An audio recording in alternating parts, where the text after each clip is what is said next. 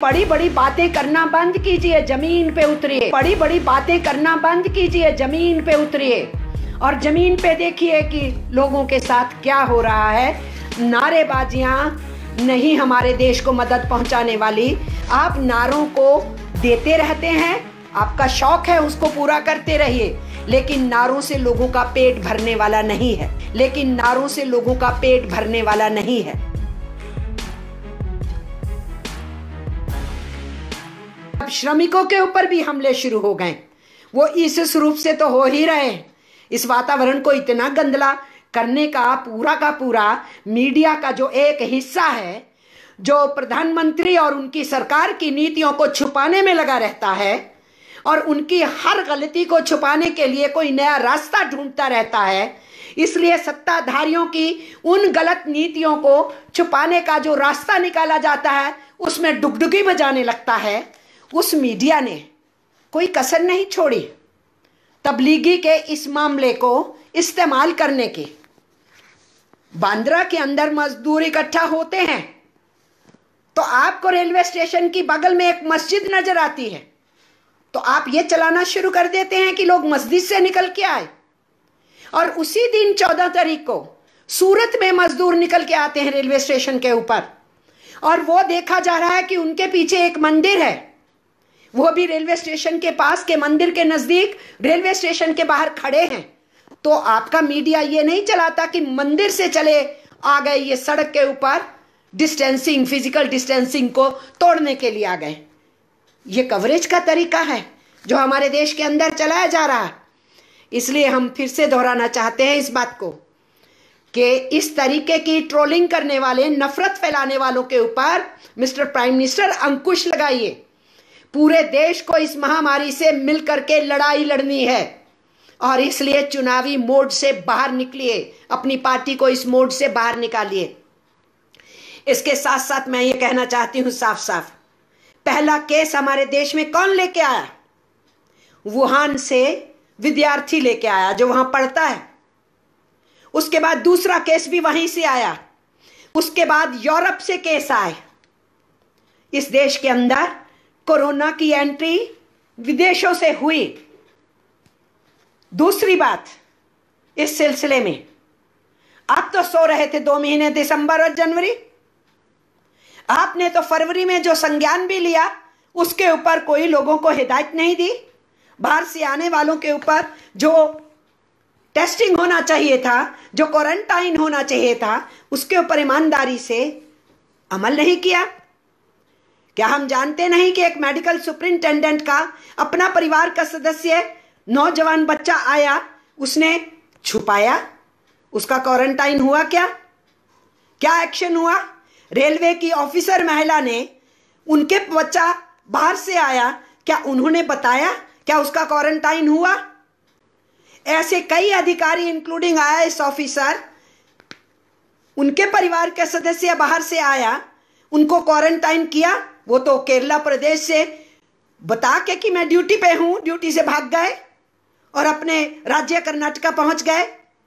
तो आपने तो कोई संज्ञान नहीं लिया। आप तो कुछ नहीं कर रहे थे फरवरी के महीने में, और मार्च के महीने में आप तो पार्लियामेंट चलाने में मस्त थे।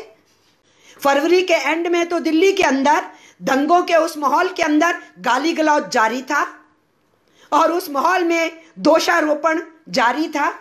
और पार्लियामेंट जब चल रही थी तो फिर आपने फिजिकल डिस्टेंसिंग का काम फरवरी से ही क्यों नहीं शुरू किया? तो फिर पार्लियामेंट क्यों जारी रखी? जहां 750 से ऊपर MPs और 1500 के करीब स्टाफ होता है जो एक साथ काम करता है, वो जारी रहा।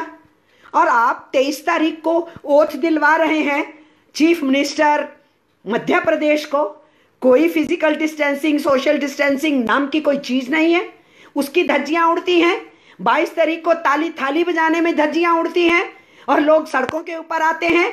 और आप इस तबलीगी जमात का 13, 14, 15 का एक इवेंट होता है, जिस इवेंट को आपको कैंसिल कर देना चाहिए था। आपको वीजा कैंसिल करना चाहिए था। जो विदेशी आए हुए थे उनको तुरंत बोलते कि आप जाइए यहां से। आपने वो सब कुछ तो किया नहीं। और आपने इस इवेंट का इस्तेमाल किया, और आपके मीडिया ने जो आपका सहयोग देता है, एक हिस्सा मीडिया का, प्रिंट और इलेक्ट्रॉनिक मीडिया में, जो डुगडुगी बजाने लगता है आपके कहने से, उस मीडिया ने पूरी की पूरी मुस्लिम कौम को कटघरे में खड़ा कर दिया। और आप ये कहने लग गए, जो ट्रोलर्स हैं, कि मुस्लिम्स इस देश के अंदर कोरोना फैला रहे हैं। उसका नतीजा है हमारे मजदूरों पे हमला होना शुरू हुआ है। उसका नतीजा है कि उनको दुकान नहीं लगाने दी जा रही। उसका नतीजा है कि उनकी रेहड़ी पटरी को उल्टाया जा रहा है। उसका नतीजा है कि लोग ऊपर छत से नीचे रेहड़ी वाले को देख के कहते हैं, कौन है तू, हिंदू है कि मुसलमान है, मुसलमान है तो भाग जा। उसका नतीजा है कि कुछ लोग ओवर एंथुजियास्ट होकर के रेहड़ियों के ऊपर पूछ पूछ के आधार कार्ड देख के जा करके वहां पर जबरदस्ती उनकी रेहड़ियों पे भगवा लगा रहे हैं। जब उनसे पूछा जाए कि आपने लगाया है, इसका क्या फायदा है, उन्होंने कहा जी ये लगाने से शायद हमारे पास ग्राहक ज्यादा आएंगे। तो आप क्या कहना चाहते हैं, क्या संदेश देना चाहते हैं हिंदुस्तान के अंदर? इसलिए मुझे बहुत कष्ट था, मुझे इस बात की खुशी थी कि आपने संविधान का नाम लिया, बाबा साहेब अंबेडकर का नाम लिया, लेकिन मुझे इस बात का कष्ट था कि आप वी द पीपल का शब्द इस्तेमाल कर रहे हैं, लेकिन वी द पीपल का संज्ञान नहीं ले रहे हैं। वी द पीपल का जो असली मायने है उसको लागू नहीं करवा रहे हैं। इसलिए मैं आपकी सरकार के ऊपर ये इल्ज़ाम लगा रही हूँ, सीधा सीधा इल्ज़ाम लगा रही हूँ बेझिझक होकर के, कि आप सत्ता में रह के भी ना मीडिया पे को कह पाए कि ऐसा नहीं करना है, और ना ये आप कह पाए कि जो ऐसा करेगा उनको बहुत सख्ती से पेश आया जाएगा। आप तो कानून को दोहरे मापदंड से इस्तेमाल कर ही रहे हैं। देश की जनता इसको अच्छे से देख रही है। इसका फॉल आउट क्या हो रहा है समझ रहे हैं देश के लोग, और आपकी सरकार समझ रही है क्या? आपको मालूम है कि 80 लाख के करीब, मैं आप आवाम को बोल रही हूं, जनता को बता रही हूं, सरकार को मालूम है, क्योंकि फॉरेन करेंसी का बहुत बड़ा हिस्सा गल्फ के देशों में जो हिंदुस्तानी काम करते हैं उनसे आता है। हमारा जो रेवेन्यू विदेशी करेंसी में है, बहुत बड़ा हिस्सा वहां से आता है। सरकार को तो मालूम है। मैं आप आवाम को और जनता को कह रही हूं, विशेष करके अपने नौजवानों को कह रही हूं, जो आने वाली बेरोजगारी को झेलेंगे, जिनके शिक्षा के बजट घटा दिए गए हैं, जिनको रोजगार के साधन अब कम हो जाएंगे, उनको भी मैं बता रही हूं। 80 लाख के करीब गल्फ कंट्रीज के अंदर हमारे देश के लोग काम करते हैं, रेवेन्यू कमा के भेजते हैं, और ट्रोलिंग करने वाले जो हिंदुस्तान के अंदर हैं, इनके वहां भी कुछ दोस्त काम करने वाले वहां भी ट्रोलिंग में इनके साथ शामिल हुए, वहां से बैठे ट्रोलिंग कर रहे थे इस हिंदू मुस्लिम जहर को फैलाने के लिए। और आपको मालूम है कि वहां के स्कॉलर्स ने कहना शुरू किया है कि हमारे ही देश में आके काम करोगे, यहां रोजी रोटी करोगे, और इस सरजमीन के ऊपर से अपने ही देश के मुसलमानों को बदनाम करने के लिए यहां बैठ करके जहरीले ट्रोलिंग करोगे, ट्वीट्स करोगे, तो हम इस पे नजर रख रहे हैं, हम आपको यहां फिर काम नहीं करने देंगे। ये उन्होंने कहा है। उन्होंने ये नहीं कहा कि मुस्लिमों के ऊपर, उन्होंने कहा आपके अपने देश के मुस्लिम, आपके नागरिक, आप उनके साथ अन्याय कर रहे हैं। इसका फॉल आउट सोच सकते हैं? वो जो 80 लाख लोग वहां काम करते हैं, ये तो ज्यादा गिनती थी। वहां गल्फ की डिस्टर्बेंस के चलते हुए वहां से बहुत लोग काम छोड़ के उसको भागना पड़ा। ईरान से बहुत से लोग वापिस आए, सीरिया की क्राइसिस के चलते बहुत से लोग वापिस आए, नहीं तो इससे भी ज्यादा लोग उस साइड में काम करते हैं। मौजूदा गिनती 80 लाख के आसपास है। इसमें से 30 लाख जो है अकेला यूनाइटेड अरब एमिरेट में है, और प्रधानमंत्री वहां के सुल्तान से भी मिलके आए थे। वहां की प्रिंसेस ने क्या कहा है?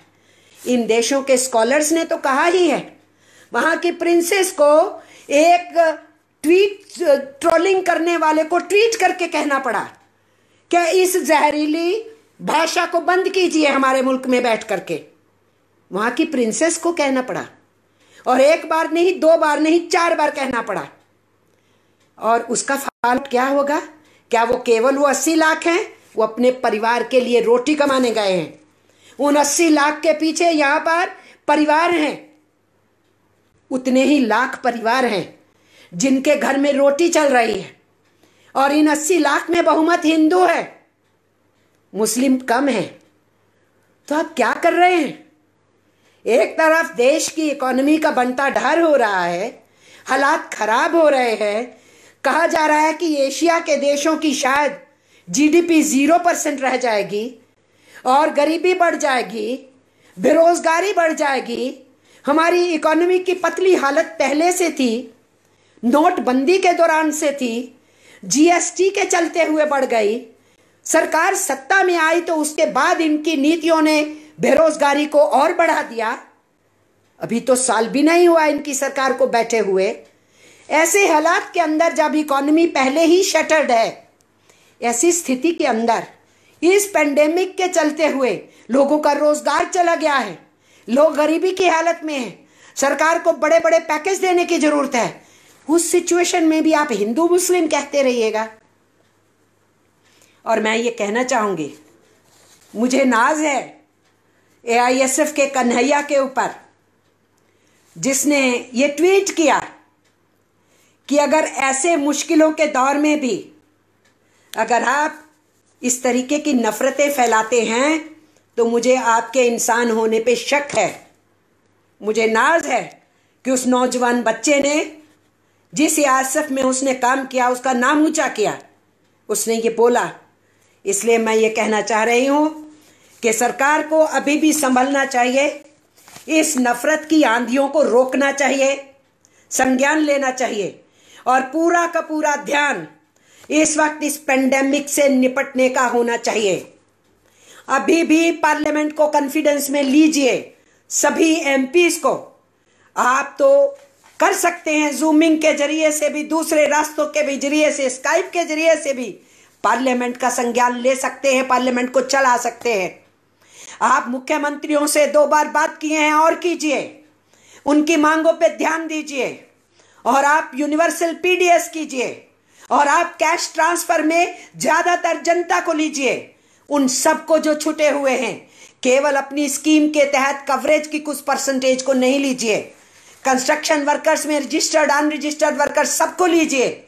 ये इस वक्त निहायत जरूरत है। 5 से 7 हजार रुपया कम से कम प्रति माह के हिसाब से वो जो जनता पीड़ित है, परेशान है, उसको आने वाले 3-4 महीने में उनके घरों में कैश देंगे तो ये इकोनॉमिक इन्वेस्टमेंट होगा, ये वेस्टेज नहीं होगा।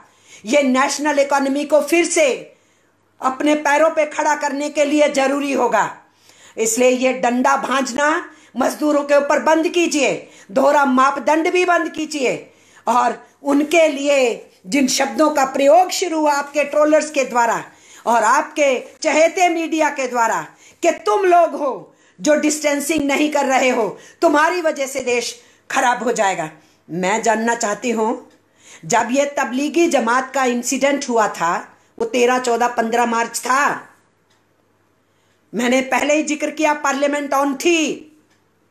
तभी नांदेड़ के अंदर 4,500 के करीब श्रद्धालु पहुंचे हुए थे पंजाब से और दूसरी जगहों पे, और वहां के गुरुद्वारा प्रबंधकों ने भी, जो लोग ट्रेनों से निकल पाए थे, उसके बाद 1600 लोग अभी भी बचे हुए थे लॉकडाउन के बाद। उन्होंने बार बार सरकारों से गुहार लगाई कि हम इनको सबको रख रहे हैं, कोशिश कर रहे हैं, फिजिकल डिस्टेंसिंग खिला रहे हैं इनको, पर हमें जरूरत है इनको वापस भेजने की, इंतजाम कीजिए। और यही बात उस तबलीगी जमात वाले कह रहे थे, इंतजाम कीजिए। और यही बात नांदेड़ साहब में ठहरे हुए लोग कह रहे थे। यही बात जो वैष्णो देवी में फंस गए थे 400 लोग, उन्होंने कहा कि हमें यहां से लेके जाइए। लॉकडाउन में फंसने वाले जो तिरुपति के अंदर लोग थे, उन्होंने भी यही गुहार लगाई थी। दूसरे धार्मिक स्थानों में फंसने वालों ने भी यही गुहार लगाई थी। और जो नागरिक बंधु पर्यटन में गए थे, उनका भी यही कहना था, विद्यार्थियों का भी यही कहना था, और यही हमारे श्रमिकों का कहना था। और आप सिलेक्टिव हो जाते हैं, एक या वर्कर्स पे गाज गिराओ, और अब आप सिलेक्टिव हुए पड़े हैं काफी समय से मुस्लिम्स के ऊपर। और अब उस बीमारी को आप यहां तक ले आए कि मजदूर ही मजदूर की रक्षा ना कर पाए, और वहां पर कुछ विजिलेंटे ग्रुप्स, वायलेंस करने वाले, वहां से मजदूरों के बीच में से उन्हीं के भाई को, क्योंकि वो दूसरे धर्म का है, उसको रोजी रोटी ना कमाने दे। इसलिए ये दौर है जिस दौर के अंदर हमें समझना चाहिए कि अभी भी जो फंसे हुए लोग हैं इधर उधर, उनके इंतजाम की कोशिश करनी चाहिए। आपके ट्रोलर्स को तो समझ में नहीं आता। हमारा एक फौजी सैमुद्दीन 25 साल तक हिंदुस्तान की फौज में सेवा किया, उससे रिटायर हुआ हरियाणा के अंदर। बाद में रिटायरमेंट के बाद वो एसपीओ के कामकाज में था। लॉकडाउन शुरू हुआ तो उसने कहा कि मैं भी लॉकडाउन को लोग लागू करें, मैं उस काम में जुटना चाहता हूं, ताकि बॉर्डर के अंदर, गांव के बॉर्डर के अंदर लोग नहीं घुसे और अपने गांव के लोग आए, मैं भी उस ड्यूटी को दूंगा। उसके ऊपर हमला किया गया, उसको जख्मी करके हॉस्पिटल में भेजा गया। और इस तबलीगी की घटना का इस्तेमाल हिंदू मुस्लिम करने वाला जो विवाद खड़ा किया गया, इस घटना से पहले किसी जगह से शिकायत नहीं आई थी कि मुस्लिम मजदूरों ने यह कहा हो कि हमें कह दिया गया तुम मुस्लिम हो, तुम्हारे को खाना नहीं बांटेंगे, तुम्हारे को राशन नहीं बांटेंगे। लेकिन इतना जहर फैलाया गया कि अब फिर हमारे पास ये कंप्लेंट्स पहुंची कि अब हमें ये खाना नहीं दिया जा रहा है, आप लोग हमारा इंतजाम करो, ट्रेड यूनियंस करें, सामाजिक संस्थाएं करें। ये कहां पहुंचा दिया आपने हमको। और तो और आपकी असम की सरकार, क्या जनाब आपकी हेल्थ मिनिस्ट्री के शख्स हैं जिन्होंने 60,000 रुपया का चंदा लिया।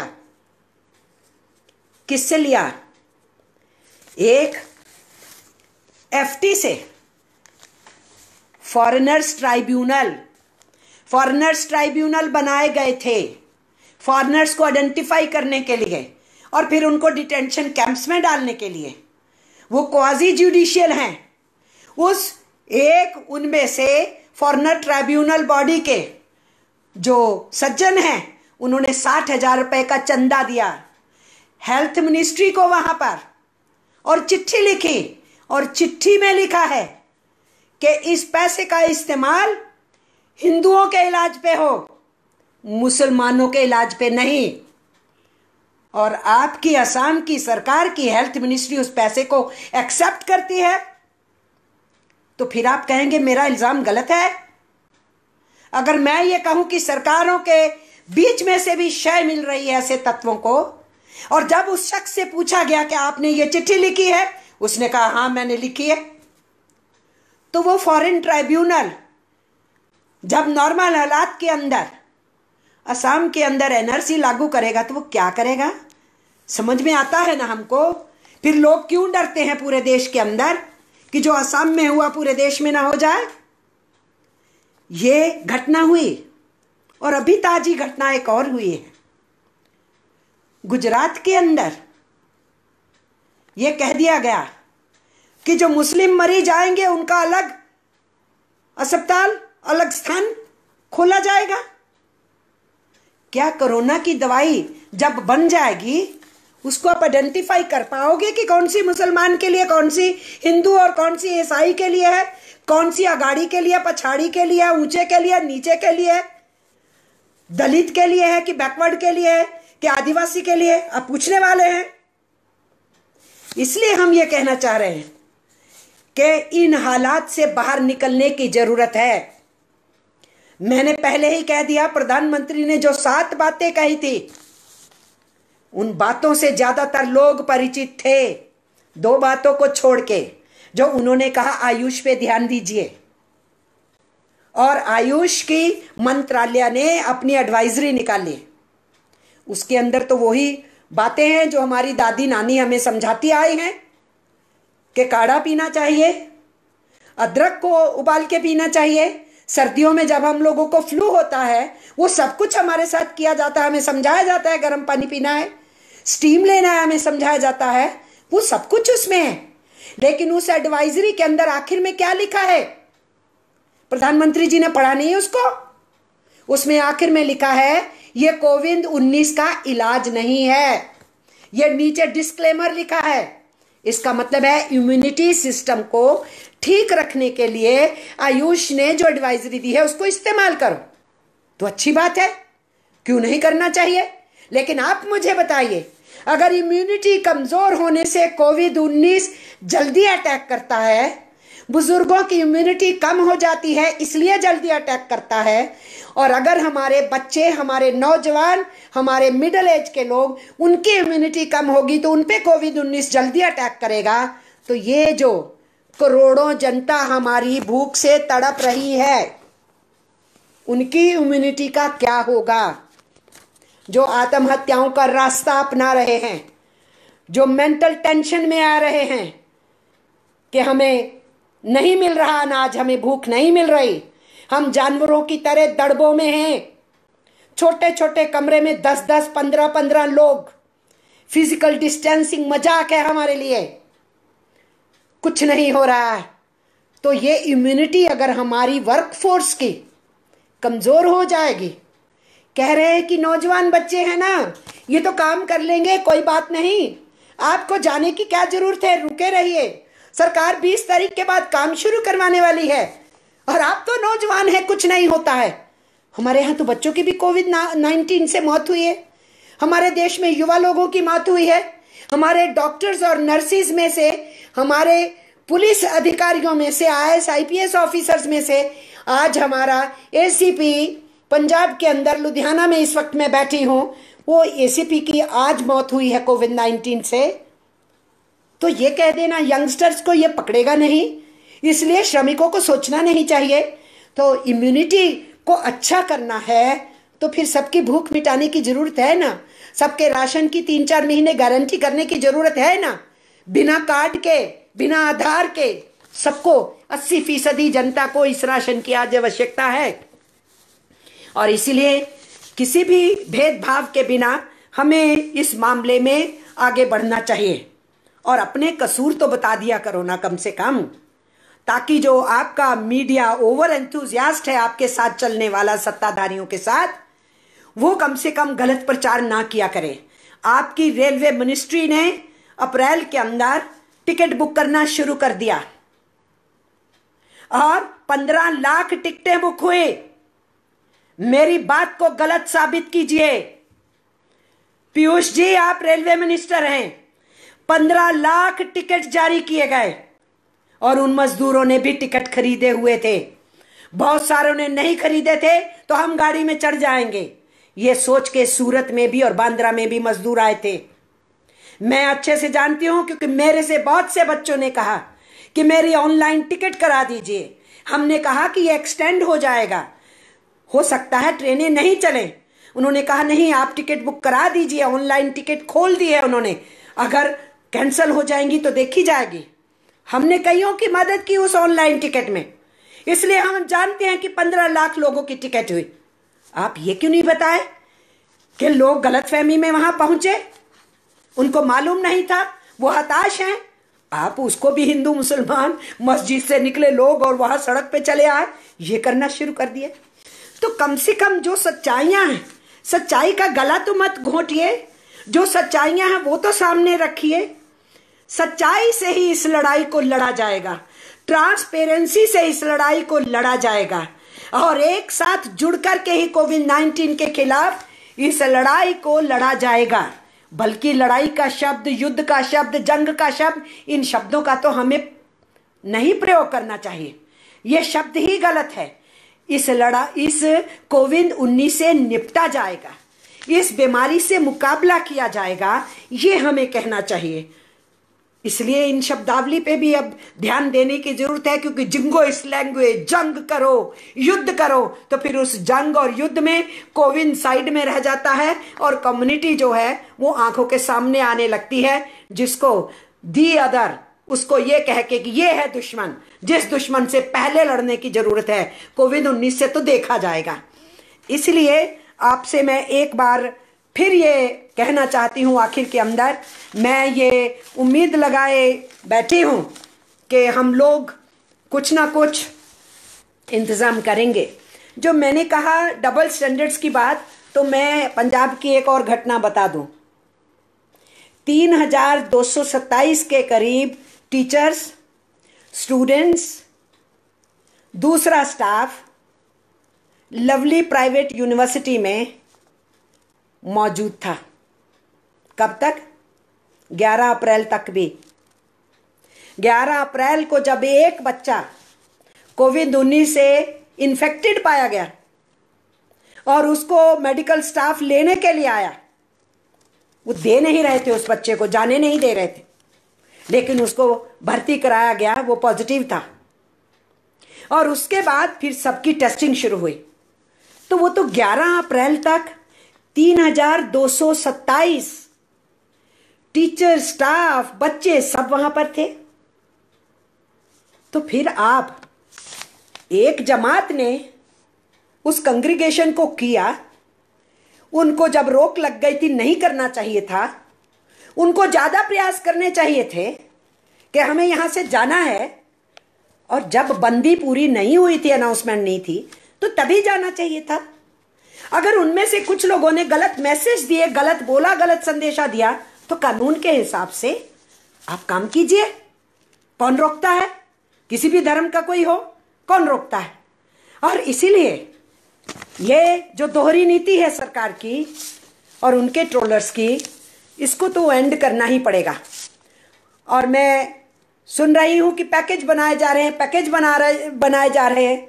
आरबीआई के गवर्नर आ रहे हैं, कुछ कुछ घोषित कर रहे हैं जो आम जनता की समझ में भी बातें नहीं आती हैं। वो क्या कारपोरेट घरानों के लिए है और क्या लिक्विडिटी किसको दे रहे हैं और बैंक्स की स्थिति को कैसे दुरुस्त कर रहे हैं, कैसे नहीं कर रहे हैं, ये इकोनॉमिस्ट समझ रहे हैं, लेकिन आम जनता इस बात को नहीं समझ रही। आम जनता सीधे सीधे समझ रही है हमारा खाना कहाँ है, हमारी दवाई कहाँ है, हमारा घर कहाँ है जहाँ हमें जाना है, हमारे लिए इंतजाम कहाँ है हमें बताइए, हमारे लिए कैश कहाँ है हमें बताइए। और कल मैं बहुत दुखी हूं आज, कल गुड़गांव के अंदर जहां पहले भी वर्कर्स को पीटा गया था, एक नौजवान बच्चे का सिर फोड़ा गया था और वहां भी कसूर उन मजदूरों का बताने की कोशिश की गई। और जिन्होंने उस प्रश्न को उठाया उन्हीं को थाने पे बुलाया जा रहा है, क्योंकि उन्होंने प्रश्न उठाया कि इन मजदूरों की हालत बुरी है, इन पे हमले हुए हैं। लेकिन उसी गुड़गांव के अंदर कल एक व्यक्ति ने अपने परिवार की भूख नहीं बर्दाश्त हुई, अपने बच्चों की और पत्नी की और बाप की अपना मोबाइल फोन बेचा जाके, उससे 10,000 रुपए मोबाइल फोन से लेके आया, उससे राशन उठा के लाया, घर परिवार को दिया, उन्होंने खाया पिया।